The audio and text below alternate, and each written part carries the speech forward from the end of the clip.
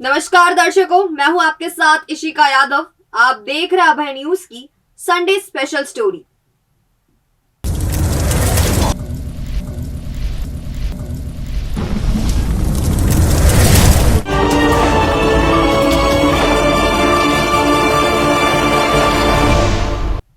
पाई पाई जोड़ी बैंक से कर्जा लिया, लोगों से उधार लिया, प्लॉट खरीदा, खुद मजदूरी की और बड़ी मुश्किल से अपना घरौंदा तैयार किया। वह यह सोचकर खुश थे कि उनके जीवन की गाड़ी अब पटरी पर आ गई है और सिर छिपाने के लिए कम से कम अपना आशियाना तो हो गया है। लेकिन उनकी खुशियों पर प्रशासन के नोटिस ने ग्रहण लगा दिया है। पिछले 1 साल से यह लोग अपना घर बचाने की जदोजहद करते नजर आ रहे हैं। उनका दिन का चैन और रातों की नींद उड़ चुकी है और इस सब के लिए जिम्मेदार शातिर कॉलोनाइजर पर कोई कार्रवाई होती नजर नहीं आ रही है।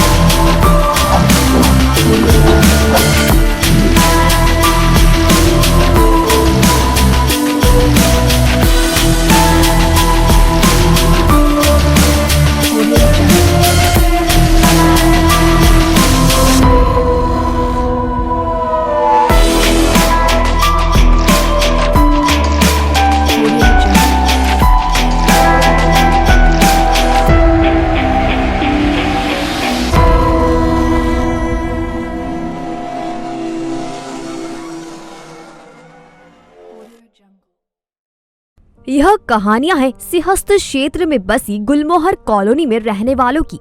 आगर रोड पर सिंहस्थ क्षेत्र में बसी गुलमोहर कॉलोनी में पैर रखते ही जब हम 15 बाय 30 के प्लॉट पर बने आधे कच्चे और आधे पक्के मकानों में रहने वालों से बात करते हैं तो उनका दर्द उनकी आंखों से होते हुए जुबान पर उतर आता है। यहाँ रहने वाले हर परिवार के पास अपनी समस्या है, अपनी पीड़ा है और इस पीड़ा के बीच से गुजरते हुए तिनका तिनका जोड़कर बसाए गए उनके आशियाने की एक कहानी है। करीब 15 बीघा क्षेत्र में बसी गुलमोहर कॉलोनी के 101 रहवासियों को नगर निगम ने मकान तोड़ने का नोटिस दिया है। नोटिस देने का सिलसिला ठीक 1 साल पहले शुरू हुआ था और इसमें तेजी हाल ही में तब आई जब पिछले दिनों अंतिम नोटिस जारी करते हुए उज्जैन नगर निगम ने कॉलोनी को सिंहस्थ क्षेत्र में मानते हुए मकान तोड़ने और हर्जाना वसूलने की चेतावनी दी। आप सभी रहवासियों को सूचित किया जाता है, कल शाम तक आप सब अपना मकान खाली कर लें यहाँ से, अन्यथा 13 तारीख के दिन नगर निगम द्वारा इसकी धुलाई की जाएगी, जिसमें नुकसान की जवाबदारी आप लोगों की तो रहेगी। इसलिए आप सब अपने अपने व्यवस्था से अपने मकान खाली कर दें और अपना सामान यहाँ से ले जाएं। इस चेतावनी ने कॉलोनी में रहने वाले 600 से ज्यादा लोगों के सामने ठंड के इस मौसम में छत उजड़ने का संकट खड़ा कर दिया है। रहवासी अपना मकान बचाने के लिए नेताओं के पास जा रहे हैं, अफसरों से मिल रहे हैं, लेकिन उन्हें कहीं से भी कोई पुख्ता आश्वासन नहीं मिल रहा है। कांग्रेस का लोग हो, बीजेपी का लोग हो, सब लोग तुम्हें बचाने के लिए लगे हुए हैं। सभी लोग बचाने के लिए लगे हुए हैं।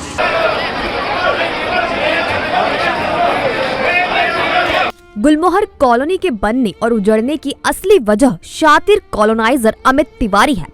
दौलतगंज के रहने वाले खुराफाती दिमाग के अमित तिवारी ने 2011 में अंकपात क्षेत्र में रहने वाले लक्ष्मी यादव, सत्यनारायण चंद्र पिता बद्रीलाल, सुशीलाबाई पति बद्रीलाल पिता भेरूलाल से सिंहस्थ क्षेत्र में स्थित खेती की जमीन खरीदी और इन पर 15 बाय 30 के करीब 300 प्लॉट काट दिए।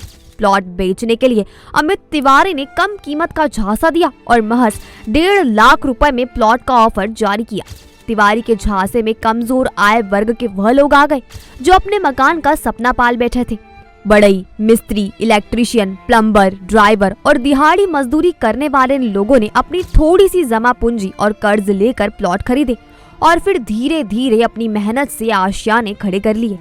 तिवारी ने प्लॉट बेचते समय डेवलपमेंट चार्ज के रूप में 25,000 रुपए भी वसूले और रजिस्ट्री कराने वालों से 35,000 रुपए भी लिए। लोगों को फांसने के लिए तिवारी ने मिर्जा नईम बेग मार्ग पर रहने वाले और अब दिवंगत हो चुके अब्दुल बारी पिता अल्लाह बेली खान का इस्तेमाल किया। अब्दुल बारी ने हिबानामा के जरिए इन प्लॉटों की बिक्री की और इस तरह यहाँ बसने वालों को मालिकाना हक दे दिया।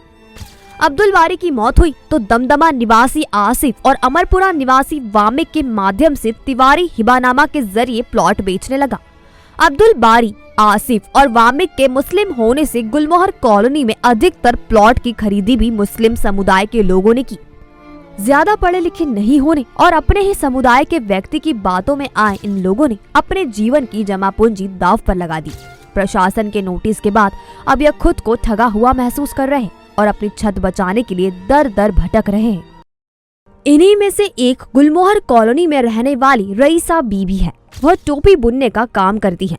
उनके पति अब्दुल सलीम ऑटो चलाते हैं। दोनों के 3 बेटे हैं और तीनों ही मजदूरी करते हैं। रईसा बी ने अपना अधिकतर जीवन किराए के मकान में गुजारा और जैसे तैसे पैसे इकट्ठे कर 2 लाख रुपए में प्लॉट खरीदा। 1 लाख रुपए एडवांस दिए, बाकी बचे रुपयों की किस्त वह आज तक चुका रही है। 2016 में उन्होंने एक कमरे का मकान बनाया।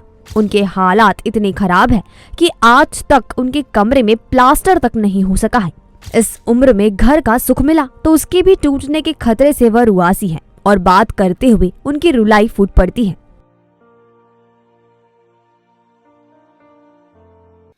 हमें इस बात का बहुत दुख हैगा कि पूरी कॉलोनी में लोग नोटिस सुन के हलचल मच गई और पूरी भीड़ इकट्ठा हो गई और वो तो अपना काम बता के चले गए। एक इंसान की यहाँ पर मृत्यु भी हो गई हैगी। वो उन्होंने टेंशन कर लिया, अटैक आ गया एक चाचा को और उसके बाद हमारे जीना मुश्किल हो गया हैगा, खाना पीना सब हराम हो गया हैगा। और हम जब ऐसा था यादव लोगों ने ज़मीन बेची कॉलोनी नाइजर को, तो ये बात उनको बता देना थी पहले ही कि ये सिंगल क्षेत्र की जगह है, तो गरीब लोग यहाँ पर परेशान नहीं होते, मकान नहीं तैयार करते। अब गरीब लोगों ने मकान तो जैसे तैसे खड़े कर लिए। हमने हमारा कर्जा ही नहीं उतरा, समूह उठाए, दिन रात मेहनत करी और टोपी बनाते, ये टोपी रखी, दिन रात हम टोपी बनाते हैं और एक एक तिनखा करके हमने पैसा जोड़ के जैसे तैसे बनाया, एक छोटा सा घर बनाया। सारी जीवन हमने किराए में निकाल दिया। अब हम कहाँ जाए आप बताओ? ऐसी कड़ाके की ठंड पड़ रही हैगी। हमारे बच्चों को लेके हम तो या तो हम मर जाएंगे और या तो हमारा घर नहीं छोड़ेंगे हम।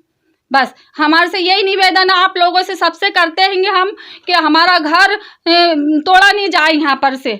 हमारी तो अभी और किस्तें चल ही रही हैं और हमारा समूह चल रहा है, हमारे पे कर्जा है, हम कर्जा उतारे, हम गरीबी से लड़े कि हम मकान के लिए लड़े। हमें ये नहीं समझ में आ रही है कि हम क्या जहर खा के मर जाए, ये बता दो आप लोग।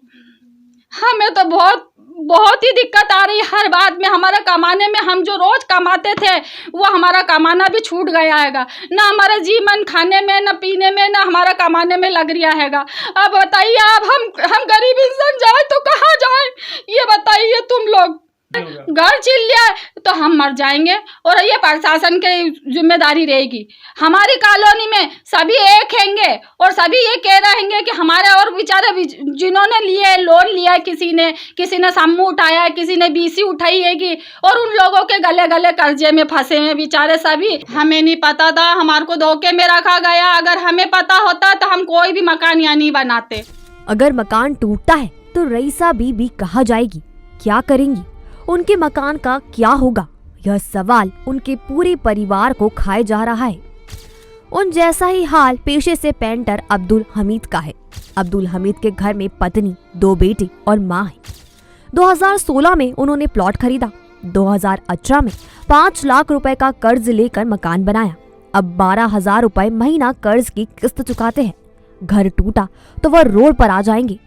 2.25 लाख रुपए में उन्होंने प्लॉट खरीदा था। वामिक ने उनके हक में जमीन का हिबा किया था। वह मकान टूटने की बात से गहरे तनाव में है।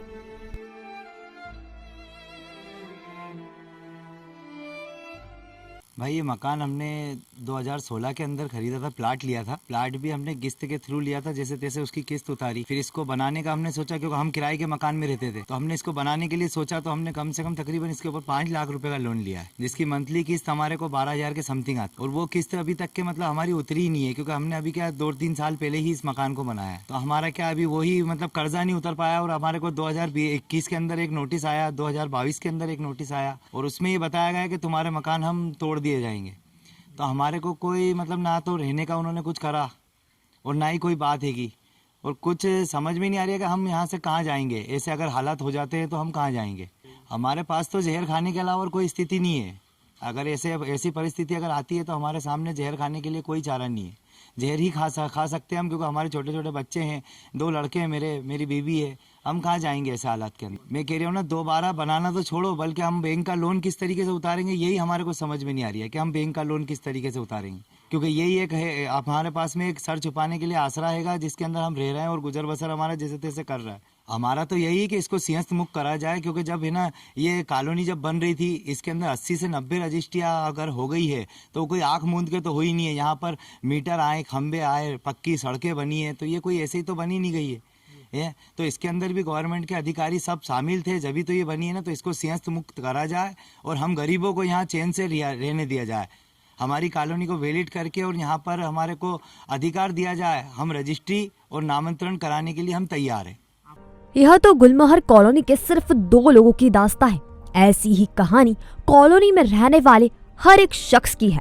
बड़ी मुश्किल से पाई जोड़कर इन लोगों ने प्लॉट खरीदा, कर्ज लेकर मकान बनाया, और अब मकानों के टूटने की आशंका ने उनके दिन का चैन और रात की नींद छीन ली है।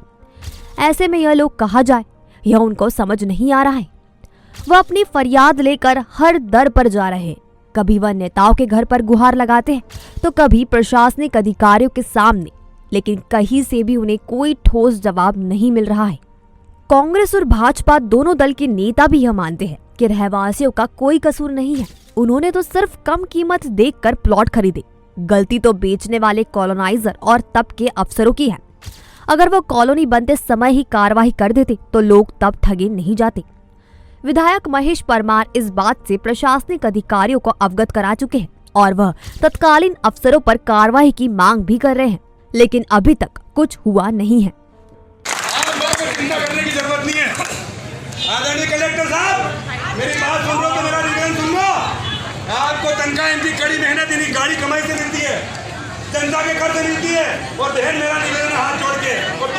गुलमोहर कॉलोनी का मसला सिंहस्थ क्षेत्र का होने से कलेक्टर भी किसी तरह की रियायत देने के मूड में नहीं है।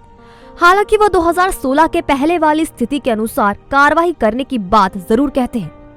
देखिए, 2016 में सिंहस्थ जहाँ पर लगा था, चाहे वो जो साधु महात्मा हैं उनके कैंप लगे हों, या फिर वो पार्किंग के लिए जगह या सैटेलाइट टाउन के लिए प्रयोग की हुई हो, हमारा ये उद्देश्य है कि एक एक इंच हमको ज़मीन बचाना चाहिए। क्योंकि अगर 2016 में जो उपयोग हुई थी ज़मीन, अगर हम लोग उसको भी नहीं बचा पाए तो निश्चित रूप से मेला क्षेत्र को और बढ़ाने की बात पूरी तरीके से बेमानी हो जाती है और ज़्यादा ज़मीन हमको मिल भी नहीं पाएगी। देखिए, ऐसे कोई हो सकता है कि इक्का दुक्का इस प्रकार के आए हों और कई सारी कुछ लोगों की तरफ से गलतियां हुई हों, लेकिन उससे ये चीज़ बिल्कुल भी साबित नहीं होती है कि किसी भी तरीके से उसको नियमित कर दिया गया हो। ये ज़रूर है कि 2016 से पहले के जो कॉलोनियां हैं, अगर बहुत पुरानी कोई कॉलोनी है तो उनको सिंहस्थ क्षेत्र से क्या बाहर किया जा सकता है, इस संबंध में हम लोग कानूनी दृष्टि से विचार कर रहे हैं। अगर ये चीज़ संभव हुई तो उनको इस चीज़ का लाभ दिया जा सकता है। कब तक होगी? अभी कोई भी राहत की बात नहीं करी गई है। अभी जो हमारा निर्णय है उससे उनको अवगत करा दिया गया है और 1-2 दिन में हम लोग जो भी नई डेट होगी उसको अनाउंस करेंगे। बहरहाल एक कॉलोनाइजर की रुपये कमाने की भूख ने सैकड़ों परिवारों के सामने मुसीबत खड़ी कर दी है। यह परिवार डर के साए में जी रहे हैं। इनका सुख चैन सब छीन गया है। इनको राहत कैसे मिलेगी, यह सवाल शहर के सामने खड़ा हो गया है। प्रशासन इस मामले को कैसे हैंडल करता है, इस पर सबकी निगाह टिकी हुई है।